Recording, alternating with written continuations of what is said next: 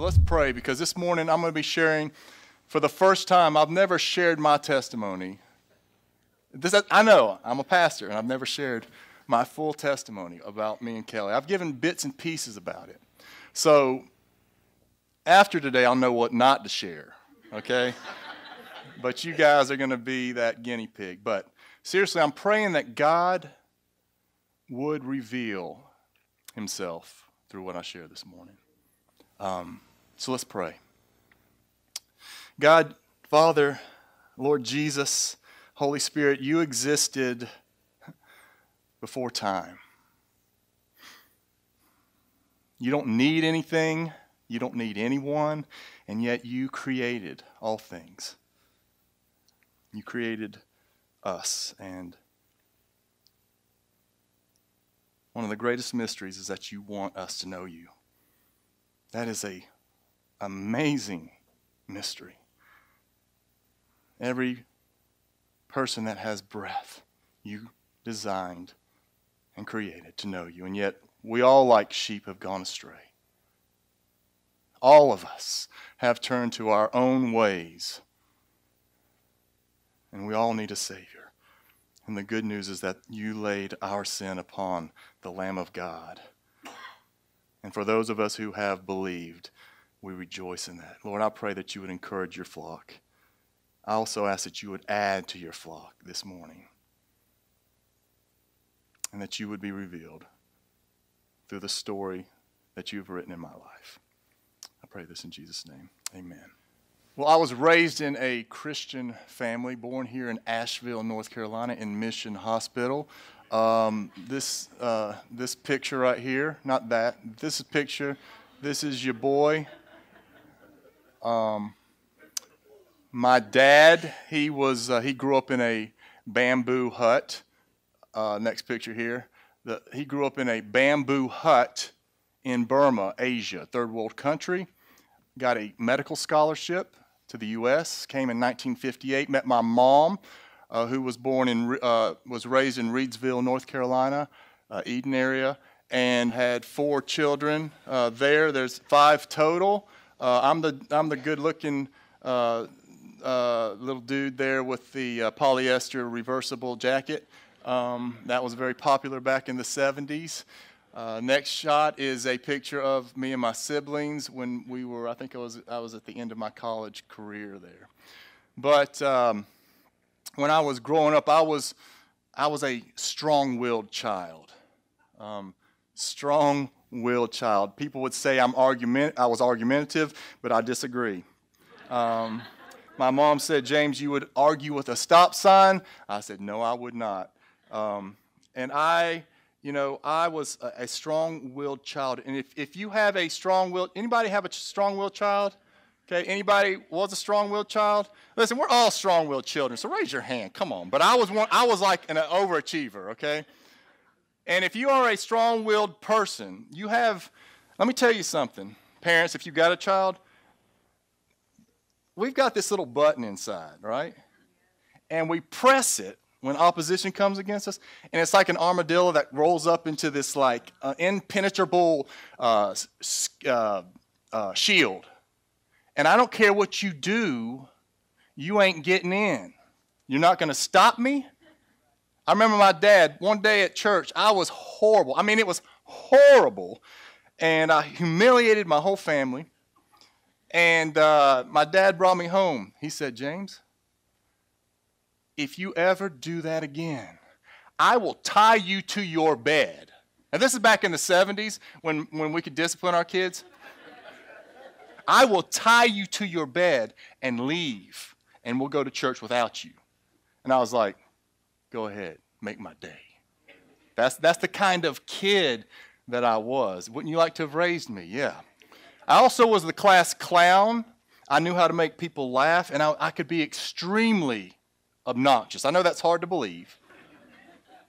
If you've ever been to my house, we had neighbors. We have neighbors that are literally about 1/8 of a mile to 1/4 of a mile away. And I remember one time, I shouldn't be laughing about this. I remember one time, our neighbor was out looking for their dog, right? So you hear across the way, Sambo, Sambo. I'm like, watch this. What? Come here, Sambo. No, I don't want to. I was that kind of like obnoxious child, but I was also passionately competitive.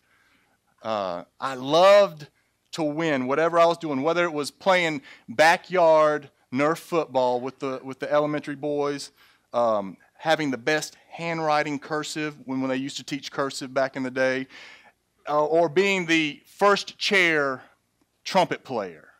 I was very competitive. I wanted to win because that's where I found my identity. I wanted to feel like a winner. And so I would try to beat whatever was in front of me. I wanted to be the best. And as I've shared before, I was saved at a very early age, at the age of 6. I truly believed in Jesus and called out to him at age 6. I understood, somehow God opened my eyes, and I understood that I needed a Savior. And I called out to him. In my bed, I was alone.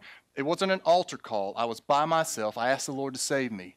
And I remember the excitement that I felt, and I told the whole world what had happened. I can remember in first grade, I was at Asheville Christian Academy. A lady named Miss Roseberry was my first grade teacher, and I told her, I can remember her just giving me a hug. It was the greatest feeling I had ever had when I came to Christ, and I knew that my sins were forgiven. John 3:16 had real meaning. Whosoever believeth in me will not perish. I was like, I will never perish because I have come to Jesus and he has saved me. I remember being extremely excited. But as you know, if you've come to Christ, there comes a time when that excitement comes down, doesn't it, right?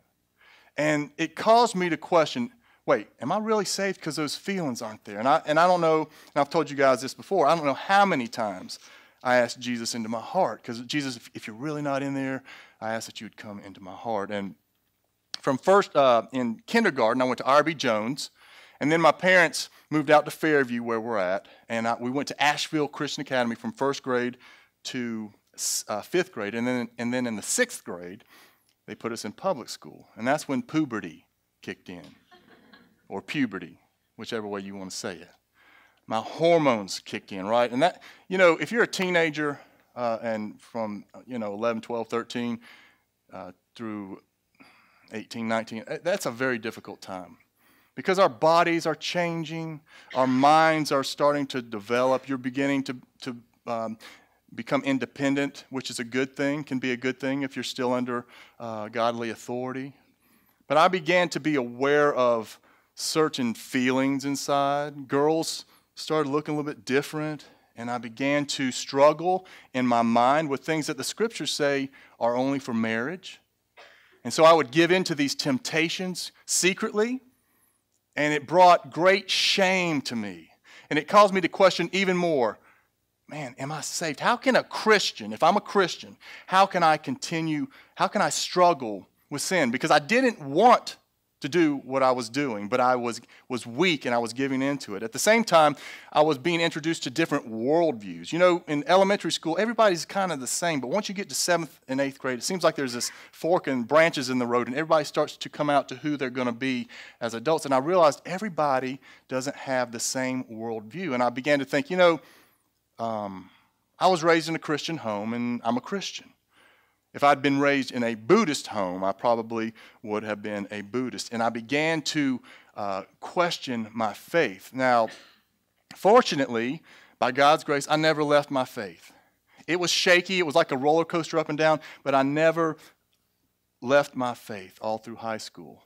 And once I entered into college, my parents, they gave me one of the greatest gifts they've ever given me. It was an NIV study Bible.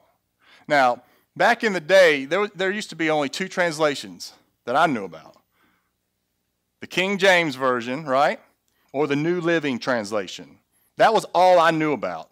And once they gave me an NIV study Bible, man, my redneck is coming out. Hey, you come up here. Hold on, I just need some water. I used to be the class clown. But they gave me a New International Version. study Bible. And for the first time, the Word of God exploded in my eyes. I saw things. And I spent a lot of time in the Gospels, Matthew, Mark, Luke, and John. I spent a lot of time in the Word of Jesus, in His words. And so as I did that, a lot of my questions that I had kind of just evaporated.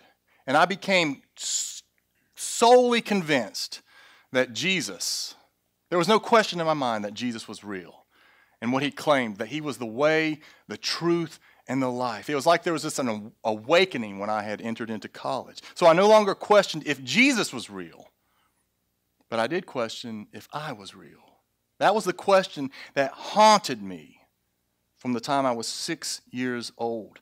At the same time, I was involved in campus ministry at NC State. I was involved in an organization called FCA, Fellowship of Christian Athletes, where I had learned to play the keyboard. Keyboards were becoming popular back then, and I learned to play, great worship songs like Pharaoh, Pharaoh, oh, let my people go. I mean, that was a worship song that we sang back then. We sang Rich Mullins' Awesome God, our God, awesome. Okay, you sang it too, so good. That's a good one, but I mean, we were singing like, when he rolls up his sleeves, he ain't just putting on the Ritz. Hey, we're going to do, hey, you know what, I'm getting off my sermon, but we're going to, how about we do an 80s, 90s worship Sunday? Would you guys be up for that? Okay. All right. We're going to do it. So, Proverbs 19:2 says, desire or passion without knowledge is not good. And whoever makes haste with his feet misses the way. You could have taken that word desire and put James in there. James without knowledge is not good. Because I was a very passionate guy when I was growing up. In some ways, I kind of remind myself of the Apostle Peter before the resurrection. You know what I'm talking about? Remember when he was in the garden with Jesus? Remember? The guards come to arrest Jesus. And it says Jesus, knowing what was about to happen to him, came out. He said, who are you looking for? We're looking for Jesus of Nazareth. Jesus says, I am he. And it says in John that the guards fell back onto the ground by him saying that. Now, evidently the guards get up, dust themselves off, and they come at Jesus again. And there's Peter. Oh, Peter. What does Peter do? I'll save you, right?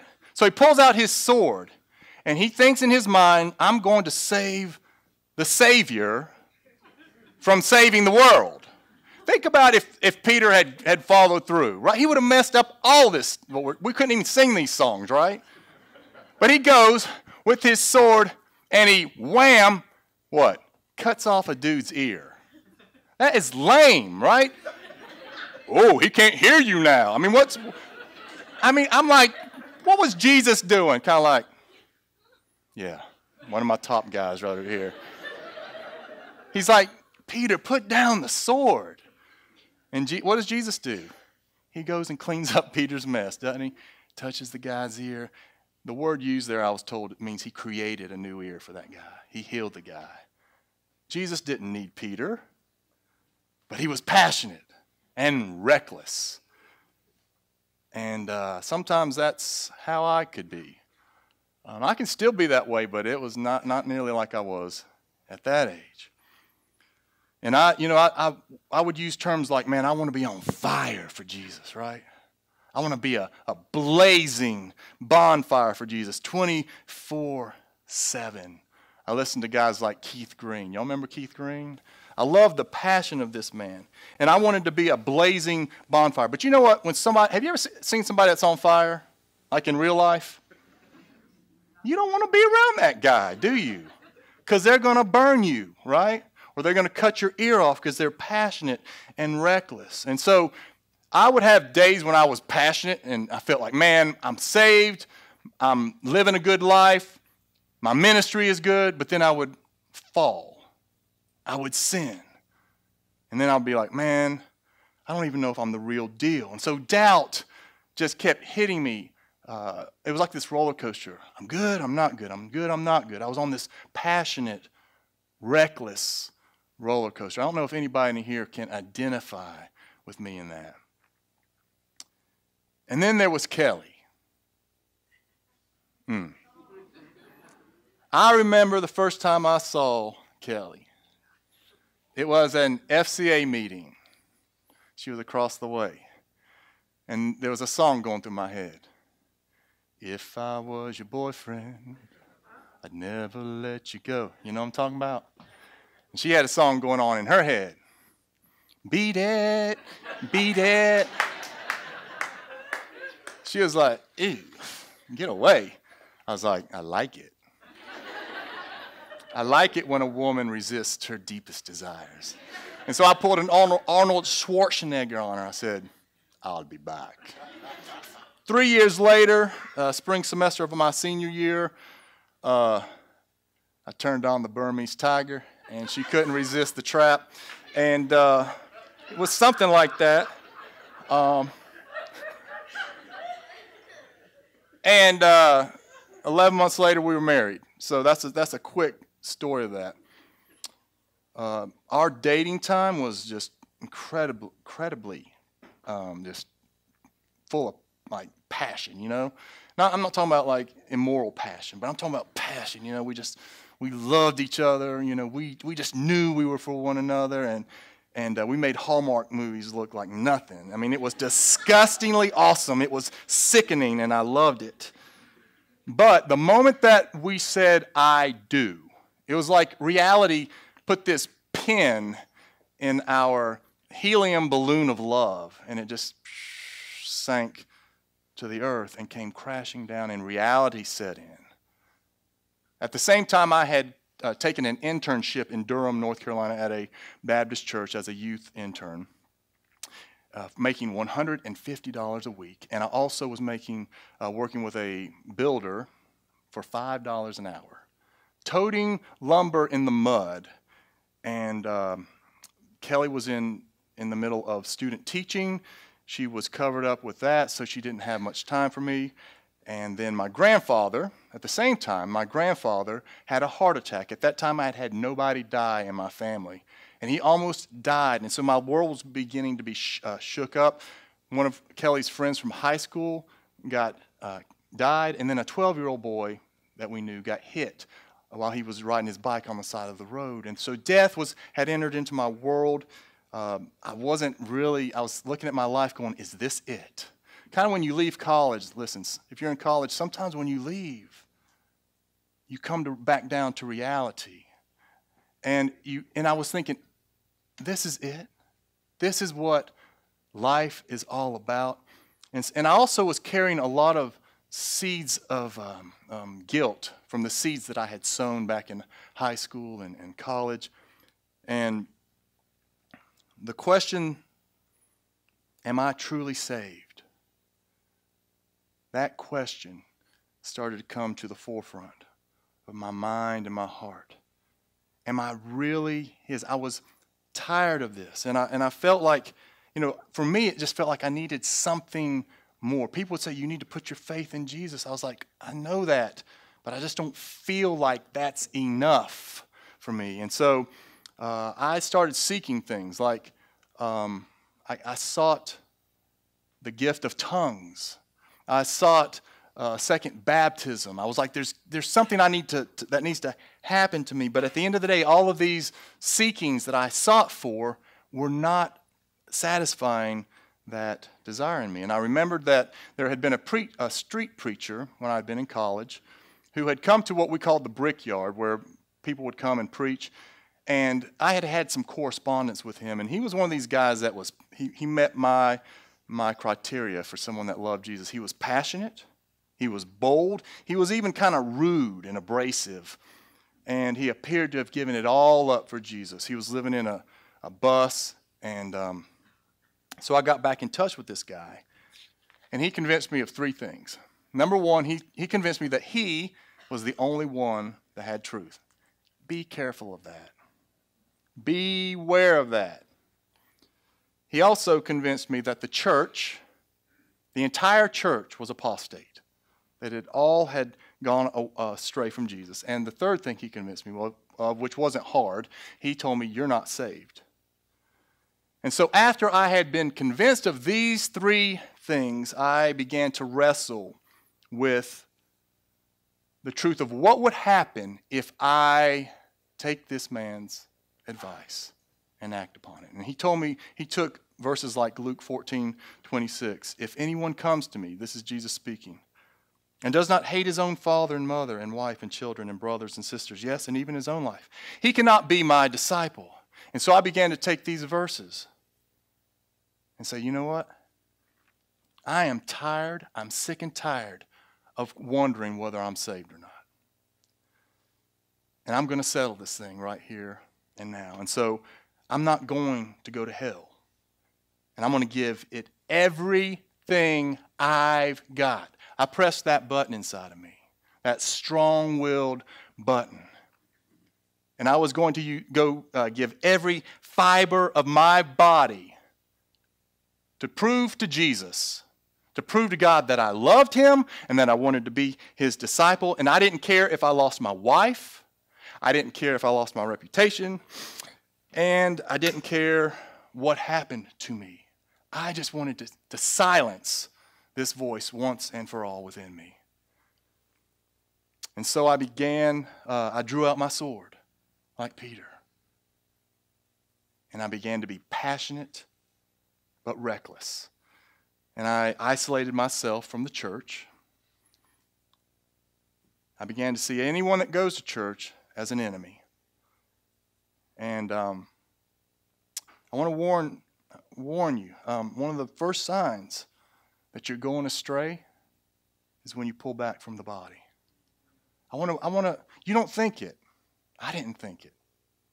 I would tell myself, even in college, I was like, I get more out of, being at home and reading my Bible than I do in the congregation. And yeah, I'm a pretty good Christian when I'm by myself, right? Because I ain't got to love nobody, and I'm good at loving me. But I just want to give that warning. Maybe that's your mindset. I don't really need the body. And that was my mindset then, so I isolated myself. And when we do that, that's when the enemy likes to separate that weak sheep from the flock and attack it. Secondly, I quit my job, and I began reading the Bible from sun up to sundown. And God was kind. He sent people into my life that cared about me, that loved me, my in-laws, my parents, friends from the church, friends from college. But like I said, I'd pressed that button, that strong will button. My shields had gone up. My face was like flint. You ain't changing my mind. I'm not listening to you anymore. And as you might guess, this caused a little bit of turmoil at home. Me and Kelly were not seeing eye to eye on this. And shamefully, I took Ephesians 5 and was telling her, you need to, I'm the head of the home. You need to submit to me, and you need to quit going to church. I was twisting the scriptures so that she would do what I had told her she needed to do. And so there was this conflict going on between me and her. And on the top of that, we found out that we were pregnant with Joshua at the time. And so there's a lot, think of all the things going on in my life.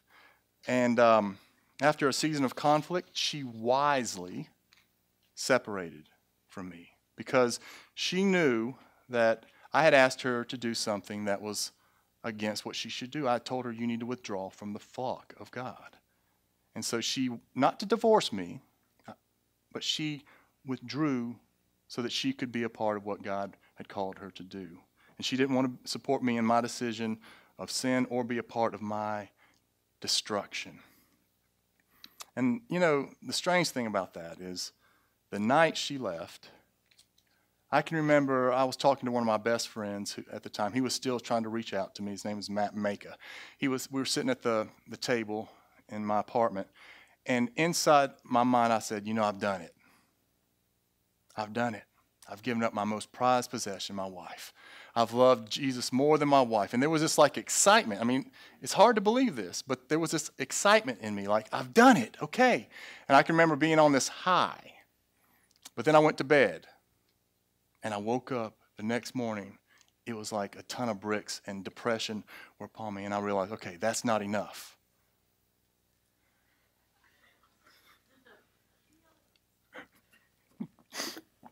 I'm bored too at my story sometimes, so don't worry. So, so I realized that that's not enough. So I'm going to keep going. And I would spend, like I said, from sun up to sundown reading the Bible. And God did something one night, and I've struggled with whether I was going to share this or not, but I'm going to. And I still don't know why he did this, but one night I was reading through the book of John, and I was in John 14, and this is the passage right here where Philip said to Jesus, "Lord, show us the Father, and that will be enough for us." Jesus answered, "Don't you know me, Philip, even after I have been among you such a long time? Anyone who has seen me has seen the Father. How can you say, 'Show us the Father'? Don't you believe that I am in the Father, and that the Father is in me?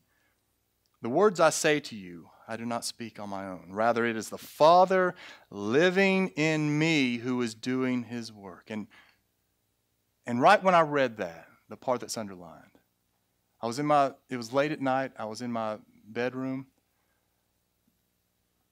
I saw this flash like lightning. It wasn't in the room, it was in my inner man. And I saw this silhouette of a man in my soul that I believe is the Lord Jesus. And the reason I believe that is because it was like that. That's how fast it was. But in that moment, I knew that this man was holy and pure, and that he was good. And I also, in the same instance, was aware of my sinfulness, my shamefulness, and that I didn't deserve him. And in the same instance, I realized he wanted me. He wanted to use me. And all that in one second. And it caused me to fall off my bed onto the ground. And I was like, and if you know me, you know I don't tell those kind of stories. And I was hesitant to share it because I'm not sharing my testimony for you to be seeking an experience like that.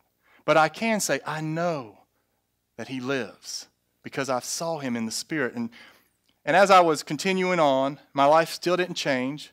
But as I was continuing on, I saw scriptures like Matthew 10:33 that says, "Whoever denies me before men, I will also deny before my Father who is in heaven." So I said, you know what? I'm going to have a public ministry because I don't want to be accused of being ashamed of Jesus. So,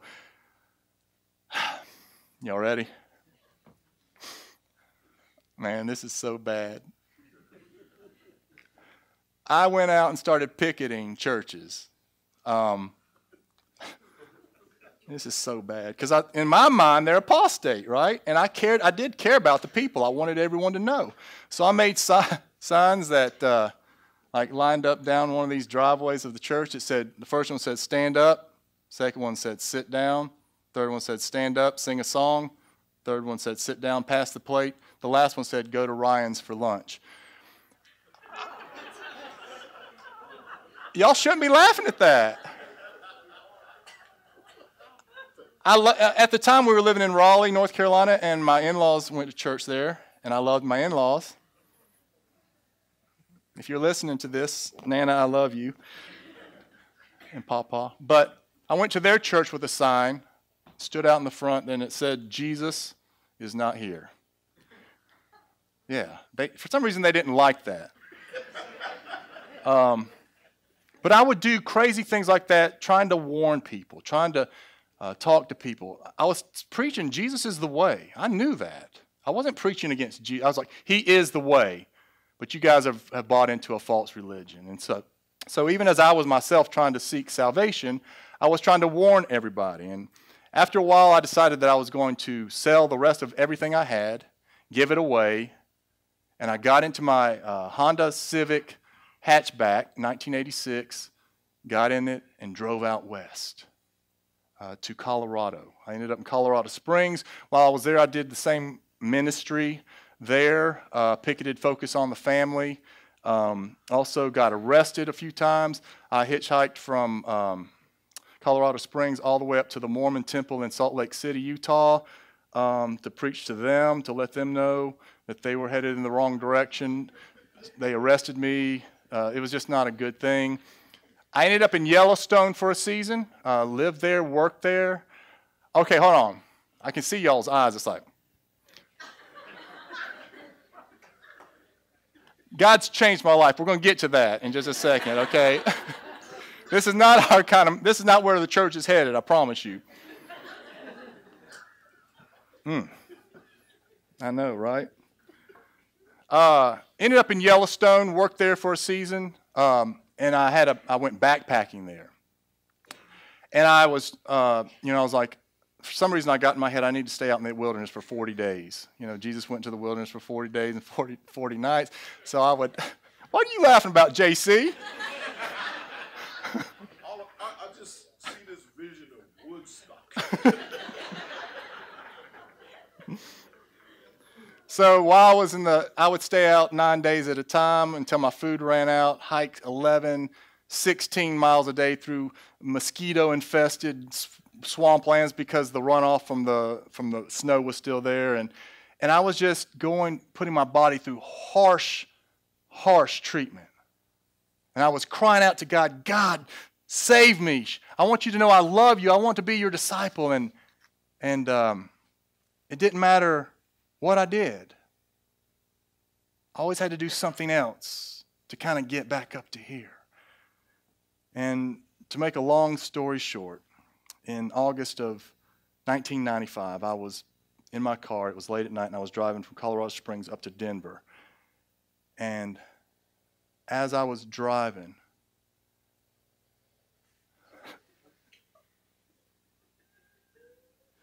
I came to the end of myself. I was tired, and I basically yelled to the Lord. I remember yelling up to heaven, it doesn't matter what I do, it's never good enough.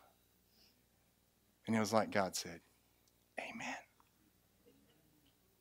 And that's when I decided to give up and come home and try to reconcile with Kelly. There was no big event. There was nothing major that happened other than I'm just quitting. And I'm going to go home and reconcile with Kelly. And so, long story short, in that, we got back together. And there was no big commitments made. Let's just get back together. And we started being faithful in just little things. I got a job framing houses. We started attending church together. And I just laid low for several years because I knew, I'm not in a place to try to do anything for God.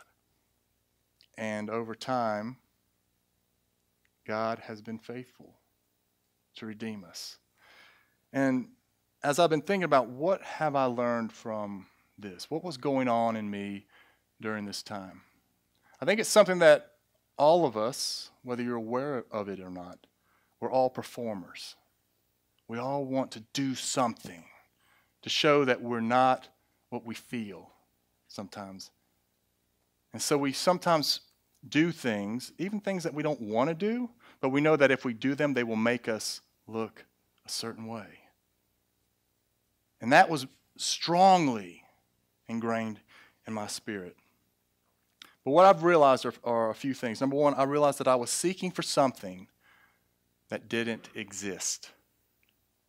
I was seeking for this one-time hit from God that would finally make me excited, and I would never need another touch of that.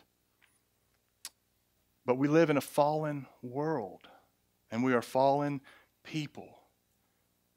And so, there's no such thing as a perfect friend or a perfect spouse or perfect marriage or perfect family. Quit looking for that. There's not a perfect church. There isn't. There's people that, when we come to church, when you first walk in, it's like, man, I love this. This is cool. This is what I want to be a part of. And that's cool if God's bringing you here. But I want to tell you something. If you hang around long enough, you're going to realize we're just like everybody else in a lot of ways. We all need a Savior. You're going to be disappointed if you put your faith in the church, because we are a broken people living in a broken world who need a perfect Savior. So the first thing I realized is that I was seeking for something that didn't exist. Secondly, I realized that salvation is simple. I was trying to do something magnificent to prove to God that I loved him. That's not salvation. That's backwards.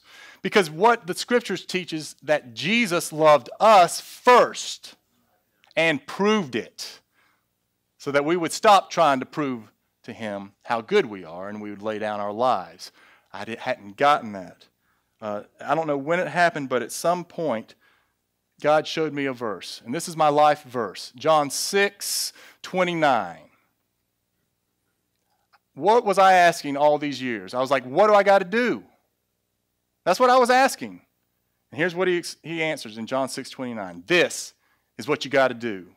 This is the work of God. This is what you got to do if you want to make God happy. That you what? Believe in who? Him whom he has sent. That you would put your faith in his work, in him, in his love, in his care, not your own. And what I've learned is, listen, when I do that, when I quit trying to save myself, because I want to be honest with you, there's times that these feelings come back up in me, like I still don't feel saved. Does anyone else struggle with that? That there's times you don't feel saved? Nobody? Okay, I do. Not either. That's how it can be at church, isn't it, Nancy? Did you raise your hand? Okay, thank you.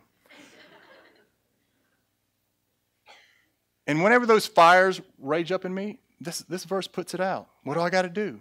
I've already done everything I could do. I lost my wife. I lost my kids. I sold everything. I gave it away. I lived in my car. I hiked up and down mountains. I preached to hundreds of people. I was humiliated. Everyone literally hated me who knew me at the time. And it wasn't enough. What else do I got to do? This is the verse. Believe. Believe in him whom he has sent. God is not looking for us to do great things or accomplish great things for him.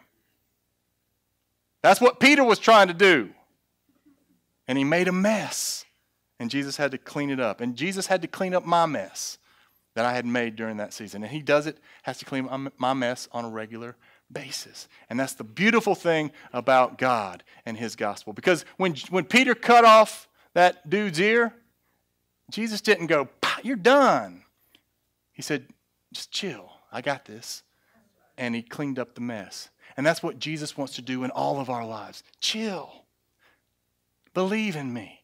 Rest. Believe that I love you. And see what comes out of you. See what happens. See what begins to come out of you. A stream of living water. And it's a daily thing. It's not a zap of electricity from heaven, a lightning bolt. It's a daily thing. And I was wanting to be this blazing bonfire, and Jesus is like, no, just be a candle. Just be a faithful candle. Because when the church comes together, that's where the bonfire comes bright. He desires to be the one to get the glory, and he should. And if I'm, being a bonfire, I want people to go, man, that dude's awesome, right? I mean, that's what I'm basically doing.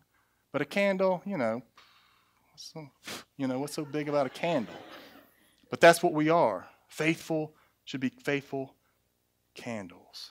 The last thing is, and this is an awesome thing about God, is God can heal and redeem and fix anything you've done. God can and will. I thank my wife for being faithful. I thank her for her being, for separating at the time. It didn't feel good at the time, but if she had not, I could still be out there. But God used that in my life.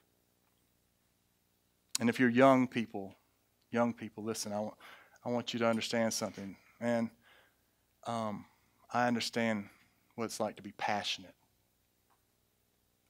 God made you that way. And I want you to know that this church welcomes you and your passion. Okay? But I want to warn you, don't be a James. Don't be have reckless passion. And you know how you can do that? Get around some of us old people. Because, we kind of can lose our passion, right? And when you bring passion and wisdom together in the body of Christ, God is glorified. Okay? So we all need each other. We all need each other. And I just want to encourage you, just to remind you, salvation is simple. You ain't got to climb no mountain, go down to any valley. You don't have to hang on a cross. Believe what Jesus did for you, and you'll be saved. Let's pray.